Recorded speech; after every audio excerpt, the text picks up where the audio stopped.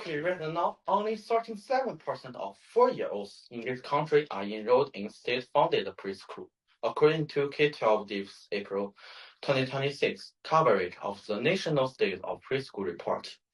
Picture 2 4-year-olds walking into the same kindergarten class this fall. One already knows her letters and how to sit through a lesson. The other never has. That gap starts before either of them did anything wrong, and it isn't fair to either one of them.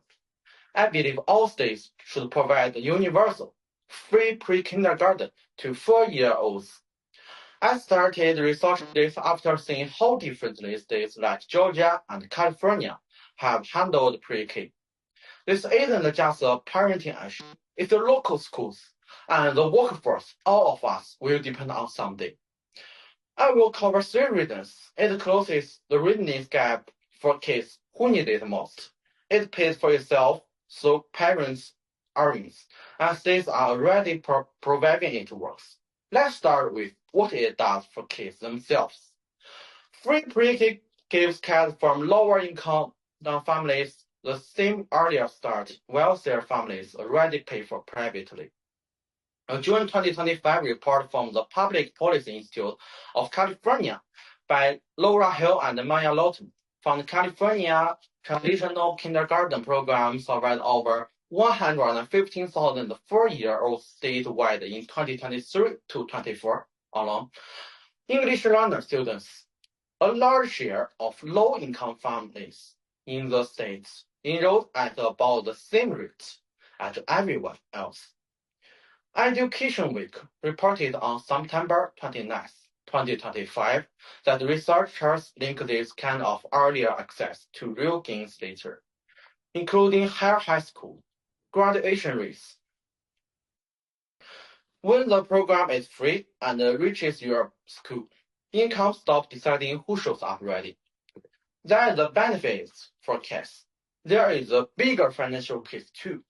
Free, fully pre-K lets parents work more, and the tax revenue covers most of the cost. The NBER digits published February 1st, 2025 summarized a 20-year study of New Haven's pre-K lottery enrolling a child with parents enrolling by 21.7%. And every dollar the government spent generated $10 back to families. K-12 reported in that same article that states spent about $8,124 per children on preschool during 2024-25. For a lot of parents, that's the difference between barely getting by and finally being able to breathe. The numbers work, but does it hold up in practice? It does, because this isn't untested. Georgia is now the first state to hit all 10 of National Institute for Early Education Research's quality benchmarks while enrolling near all of its 4-year-olds. K-12 reports. Nationally, 37% of 4-year-olds were enrolled in 2025, and the Public Policy Institute of California reports 91% of California districts now offer the program. Georgia and California are very different, and both made this work.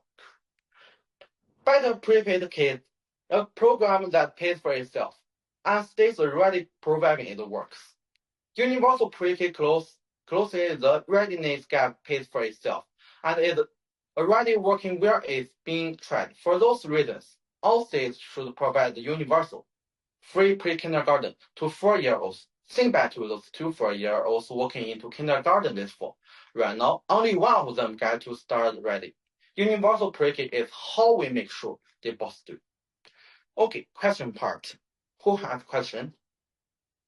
Okay. Where does the money come from? Will taxes go up? The funding money comes from state budgets. The same way, Georgia and California are already doing it. It sounds like poor spending. But that NBER study I mentioned found that for every dollar the government spends, families end up earning more. And a good chunk of that comes back through tax revenue.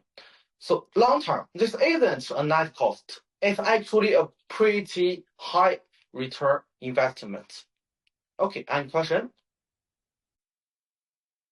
Who have question?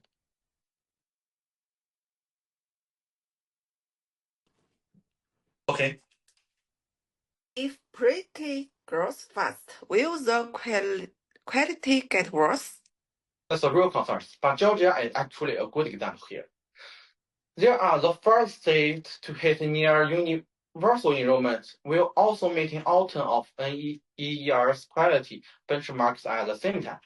So scale and quality aren't necessarily a trade-off. It comes down to investing in teacher training and classes set early on. Any question? Okay, what's your question? Doesn't some research say pre-K doesn't help that much? Honestly, yes, there is. The NBER study I cited on New Harvard actually found no significant medium-term effects on test scores or behavior. But the core of my argument today isn't about test scores. It's about two things. Whether kids show up kindergarten ready, and why the parents see a real economic benefit. The data on both of them. So that's where I would rather put the emphasis. Thank you, everyone. Any question? Bye.